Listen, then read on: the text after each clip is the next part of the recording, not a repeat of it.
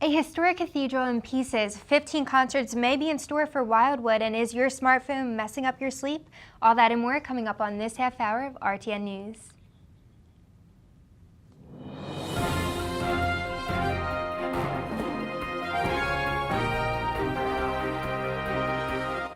Welcome back to a new episode of RTN News. I'm Summer Shiki. And I'm Kevin Cornell.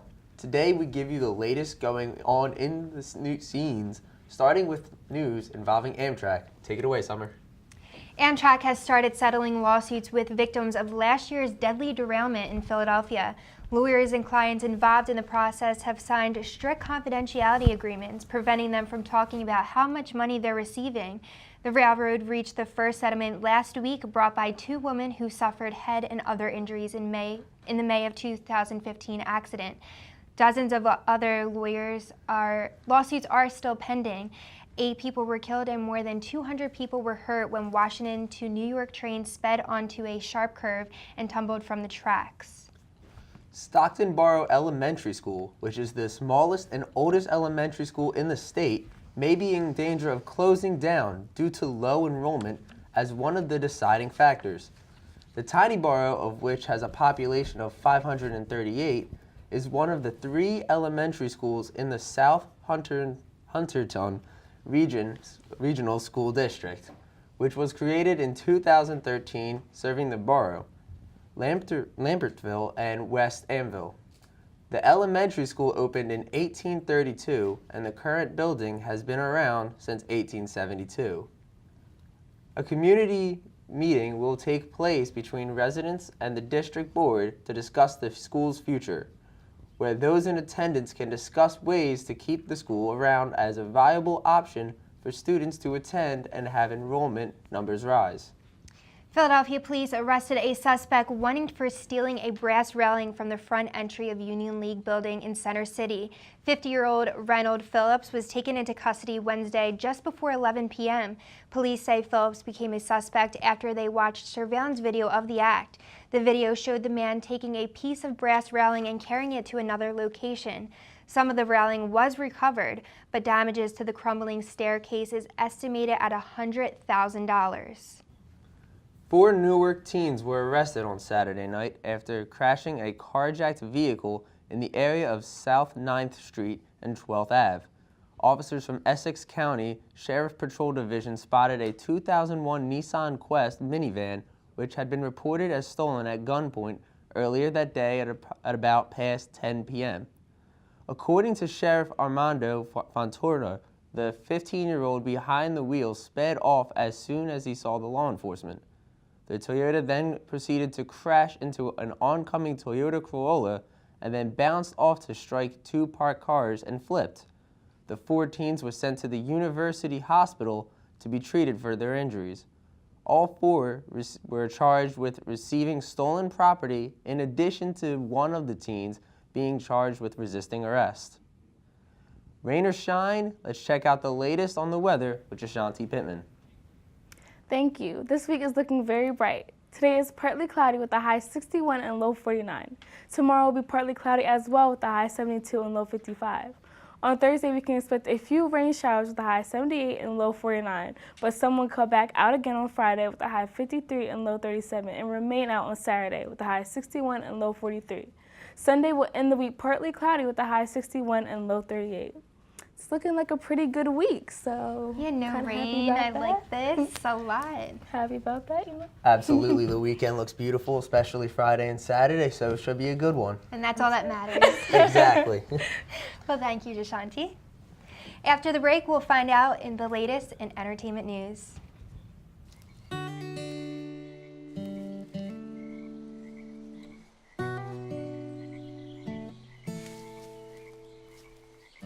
When you're out there, there's no telling what you'll find. I see it, I see it! Oh, look at you. There are some moments only the forest can inspire. Find yours at discovertheforest.org. Hey, did you know 2.4 million loving cats and dogs in shelters and rescues need our help to find a home? Let's go to theshelterpetproject.org and meet if you are in a shelter near you. Harlow, Oh, she's one great listener who loves to hear all your stories. My kind of cat. Cerulo is a sweet, goofy boy who's eager to please. Sounds just like another dog I know. So go to theshelterpetproject.org, search your local shelters and rescues, and go for a cuddle with your next best friend. Adopt.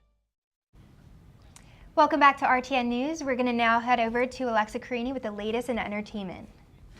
Thank you guys. So October is coming to a close now, and although the temperature may be dropping, who says it's ever too cold to stop talking about the beach? Specifically the beaches of Wildwood. Voted by USA Today's 10 Best, the Wildwood Dog Beach has been ranked number 2 in the top 10 friendliest dog beaches in the nation, number 1 being Montrose Dog Beach in Chicago. Take your furry family member to Popular Avenue for a Saturday of fun. The 1,500 square foot area cannot be missed as there is a 25-foot high fire hydrant that can only be imagined by your dog's dreams. Fresh water and doggy bags are available as the beach is open from 6 a.m. until dusk. More news for Wildwood Beach will be if they decide to an agreement that will hold 15 summer concerts over the next 3 years. What that means for the Jersey Shore is that Wildwood and Atlantic City will be in rivalry as to who holds the best entertainment. Live Nation and AC prohibits any of their talent to perform within 90 miles of their premises until 90 days after they are on stage. The outcome of this agreement will be determined at the Board of Commissioners meeting November 9th. Bethany Grace Community Church in Bridgeton will be having its 3rd annual Thanksgiving feast to serve up to 300 people. Pastor of the church, Rob Weinstein, has teamed up with the Hands of Compassion Ministry to serve the less fortunate area of South Camden. The group is currently soliciting food funds and volunteers for the event. The dinner will be held Thanksgiving from 11 a.m. until 2 p.m. For more information on how to contribute, visit faithinactioncentral.com. One of the best groups of all time is coming together again.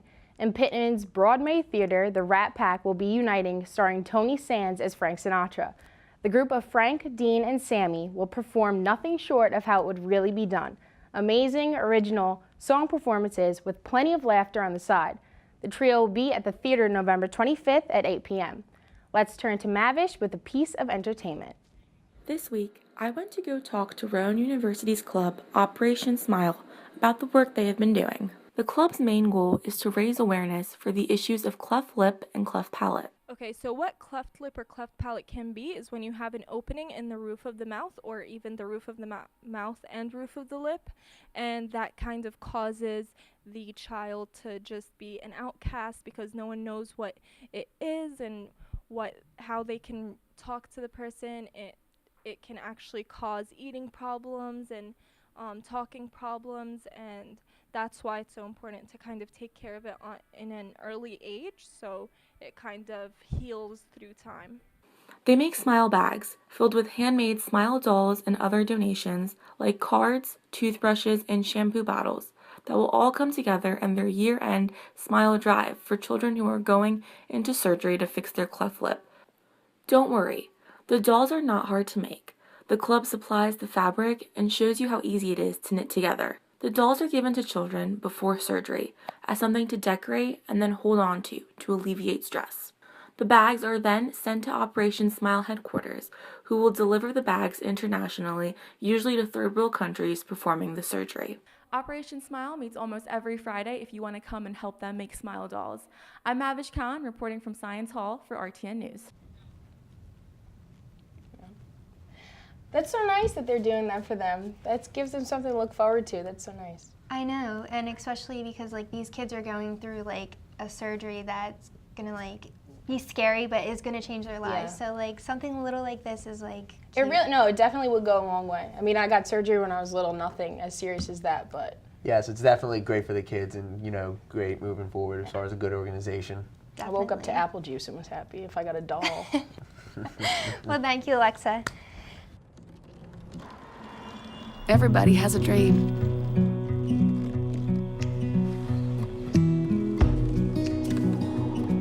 Mine was to see the ocean. And with a little help, I made it.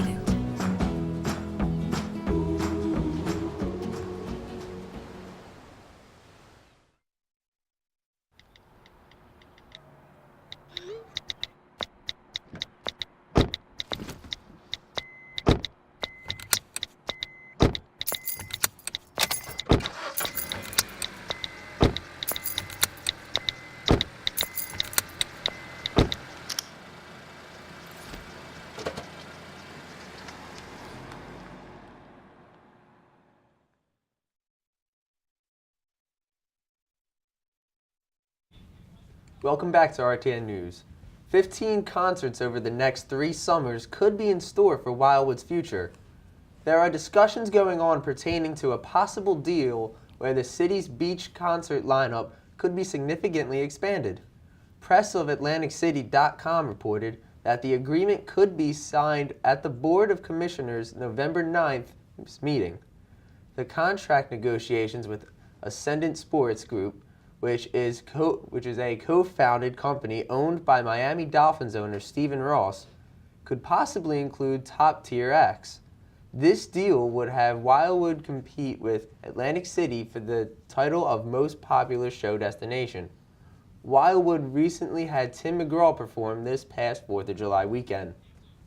WikiLeaks posted a new email today claiming that acting Democratic National Chairwoman Donna Brazile leaked a question to Hillary Clinton's team a day before a primary debate against Bernie Sanders. The email said that a woman with a rash would ask a question about the Flint, Michigan lead crisis. The next day at the debate, Leanne Walters asked a question about the subject.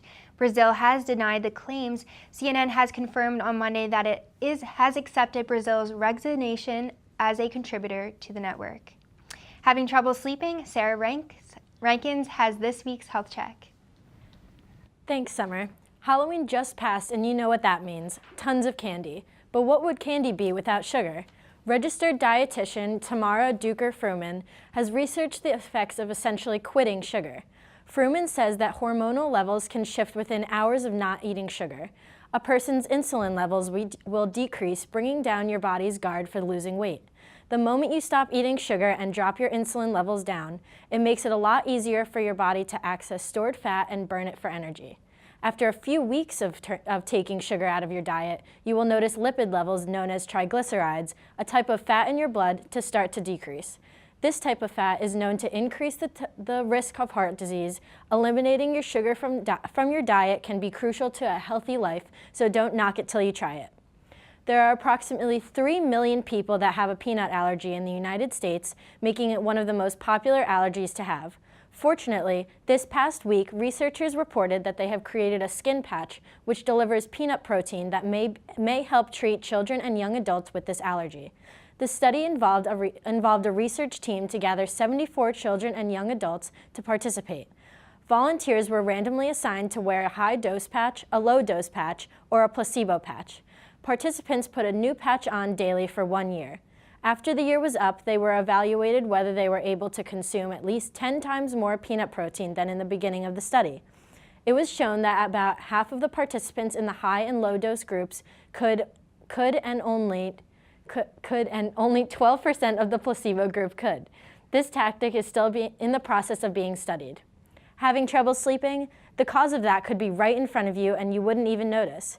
A new study has shown that your smartphones, tablets, and other portable devices can be obstructing young people's sleep without even being in use. The lessons from the study, quote, are clear and worrisome, said Dr. Henry Bernstein of Cohen Children's Medical Center in New Hyde Park, New York. Quote, more attention needs to be paid to the potential impact of access to mobile media on sleep in children, end quote. Although the study has not proven anything for sure, researchers recommend steps to limit access to electronic devices at home at night. Some tips to help you get through the most sleep possible are pushing back what time you go to sleep, limit exposure to screen light given that it may mess up your body's internal clock, and putting your phone on silent to avoid notifications waking you up. So what do you guys think? Isn't that so strange that it could be your phone keeping you from sleeping? I definitely agree with that though, because I am always on my phone and I have it next to me, so I think like if you get texts at night, like it could wake you up and it could mess up your sleep. So I definitely agree with that. What about you guys? Yeah, definitely gonna maybe consider keeping my phone a little bit away from me at night, past a certain nights of the hour, because I've been having some trouble sleeping lately, so that's good to know. Yeah, that could be the key. And if you do have the iPhone, they have like a night shift mode, so like the brightness of the screen won't affect your sleep or something like that. So that should help too. So Seems like a handy device. thanks, Sarah. With an election day a week away, Leon Purvis gives us the latest going on in the political landscape. University Republican Club is campaigning for Washington Township, New Jersey GOP. I'm here at the headquarters with all this decoration in this office. The Rowan Republican Club have worked on a Facebook page and knocked on doors in the township for Macucci, Perry, and Pasqualone. They've helped us a ton. Over the last few weeks, they've helped us walk and helped us maintain our Facebook page. I mean, we walked already 12,000 houses, and without their help, it wouldn't have been possible. So I'm so grateful that they're helping us. Joe Macucci, for mayor on the GOP ticket, believes people should vote for him because, being a former police officer, he knows the ins and outs of the township.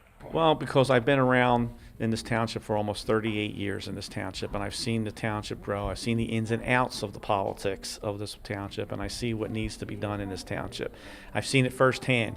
When they always say anything, if you want to know what's going on in Washington Township, ask a cop, or even in your own town, because they know practically everything that's going on. Seen the businesses fail, seen the shady land deals, seen all the political promotions. You've seen it all, and you want to put a stop to it. Joe Perry, Republican Washington Township Council candidate, if elected, hopes to make the township a premier community again. Well, part of it is trying to make Washington Township a premier community again, like it was before. I mean, I've lived here for 29 years, and I've coached soccer. And it was funny when you would go to different towns and they ask you where you're from, they'd say Washington Township. You go, wow, that's a really great place. And it's kind of fallen by the wayside in the last 16 years. I mean, go up and down Route 42 and look at all the businesses that are closed up and not there anymore. You know, fields that used to be real nice aren't the same as where they were before. Rowan University students who live in Washington Township, New Jersey, can vote for the GOP ticket, Macucci, Perry, Pasqualone, or the Democratic ticket on November 8th. I'm Leon Purvis for Rowan, RTN News. Right after the break, find out where Melania Trump will be giving her first speech on the campaign trail.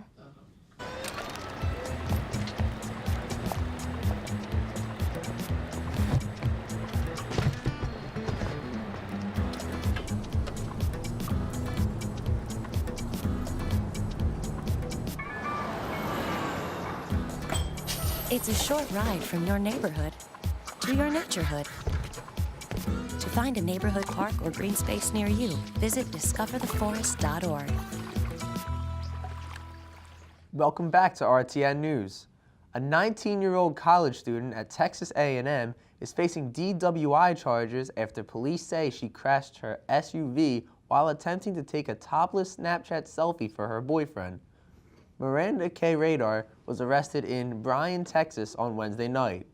While nobody was injured in the crash, officers had noticed an open bottle of wine in her vehicle, and Radar attempted to put her shirt back on per the Bryan College Station Eagle. Radar allegedly told the officer she had drank some wine at her friend's house before heading back to her campus dorm. The officer then conducted a sobriety test on the subject and then later on was booked in the Barzos County Jail. Radar was also issued a citation for minor in possession of alcohol. Drone footage captures Italy's 14th century Basilia in pieces. The Basilica of St. Benedict was left barely standing after a 6.6 magnitude earthquake hit central Italy on Sunday. The site is believed to be the historic birthplace of St. Benedict, the patron of Europe. The quake is said to be the strongest to hit the country since a tremor in 1980 that killed over 3,000 people. Monks have already started an online fund to rebuild the cathedral. The FBI have secured warrants to examine a new wave of discovered emails related to Democratic nominee Hillary Clinton's email server, which was reported on Sunday night.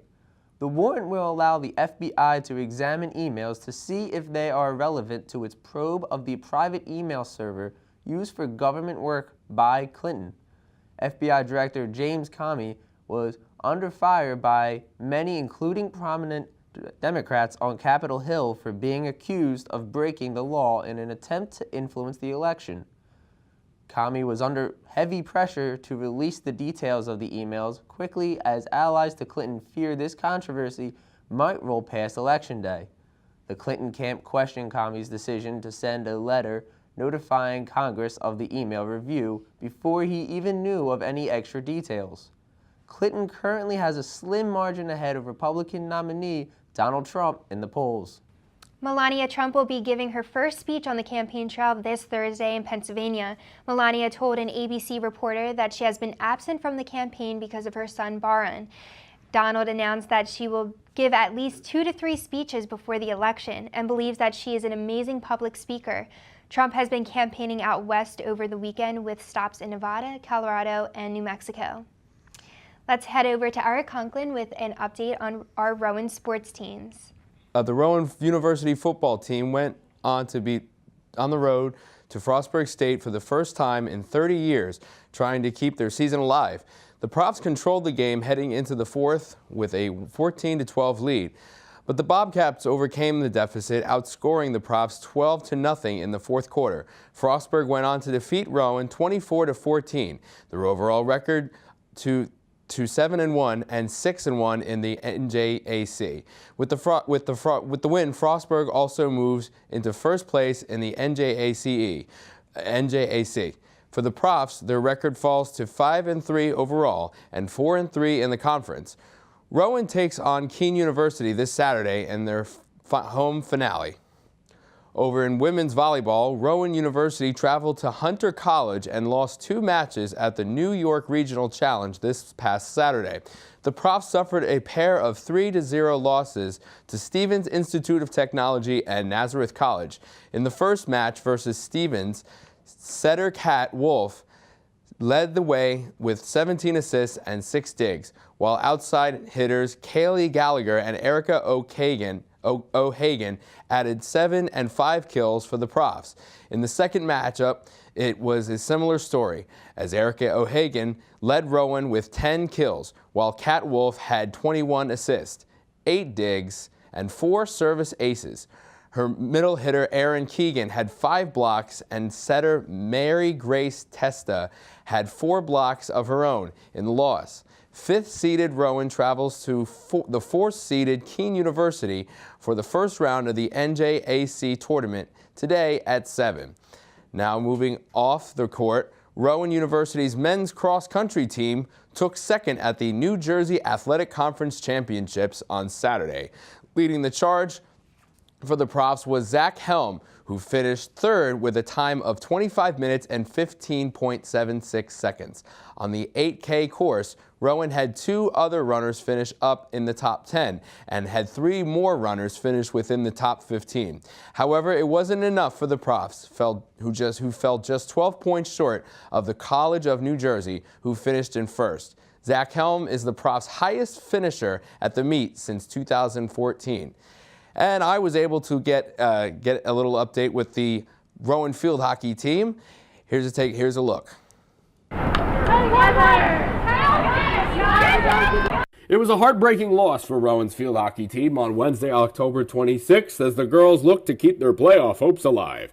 The team fought hard against Elizabethtown University, forcing them to win the game in double overtime. The Profs started the game on top, with 3 goals from senior midfielder Courtney Aquino, along with an assist on her 3rd goal from sophomore back Skylar Pino.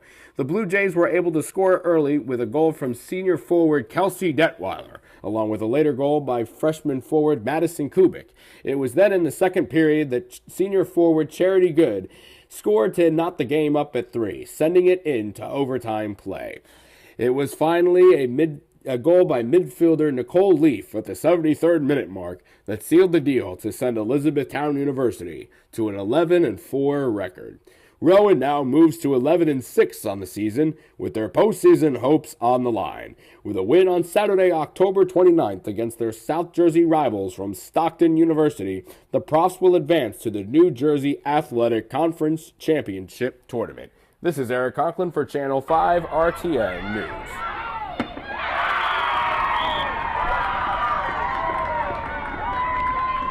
And an absolute heartbreaker there for the Profs women, losing that one in double overtime. Yeah, it was a really sad. I mean, it was a sad loss. It's always disappointing, especially when you work so hard and it's like 3-4, and you're you're like right on the verge of possibly winning or losing, so you always have to work extra harder. But the Rowan Profs field hockey team actually did win the following game against Stockton. I believe it was like 5-4. So they did go on to the tournament, but then they lost against TCNJ, and that ended their season. So that game was actually on November 1st. So it was a pretty good season overall. They won 12 games, and they went with a 12-7 record. So I mean, anytime you can really win 12 games is really good. So. Well, that's good to hear that they were able to bounce back there, Summer. Well, thank you, Eric. Now we have Dino Ariantoulis with this week's Rowan Opinion. Is getting colder, and winter will be here very soon. This week on Rowan Opinion, I want to know, do students prefer the cold weather or do they prefer the hot weather? Personally, I prefer the colder weather because I tend to overheat a lot, and colder weather, I get to wear sweaters, I get to wear a little bit more variety of clothing, and I usually tend to prefer flannels and jackets and stuff like that. I like the hot weather. So the cold weather, I hate just feeling cold and having to wear extra hoodies and bringing sweatpants and everything. The hot weather, I like going to the beach and playing sports outside. I like warm weather better because, I was born in May, so I got my birthday there, and I just like being outside more, especially during the warm weather. I hate walking around when it's 20 degrees out here. And I prefer the hot weather more than the cold weather. When it's cold outside, you got to layer up, and then walking to class far distances, it's not comfortable walking in the cold, so I prefer when it's hot. I like the cold weather personally because I feel like you can always layer up. You can always take clothes off. I just hate the sweat, really, and in the cold, it's like you never really sweat. You're okay. Stay cool. I like the cold weather because I like to wear sweatshirts like this. I don't like to just sweat while I'm walking to classes. I also feel like the cold weather is probably nicer for a lot of other people. I definitely like the cold weather better. Well, I really like blankets, and the colder it is, the more blankets I can have. In speaking to students here today, most students prefer the cold weather over the hot weather. Definitely you could say that not too many students here are having summertime sadness. This is Dino Ariantoulis reporting from the Chamberlain Student Center for the Rowan Opinion Report for RTN News. Well, you obviously know which season I like better. I love the summertime and the hot weather, so what about you? Never would have guessed by your name, but I can actually agree with that. I'm definitely more of a hot person than a cold. Not my type of weather that we're getting into. Yep, I love the summer. Thanks for tuning in to RTN News. I'm Summer Shiki. And I'm Kevin Cornell. Like always, stay golden.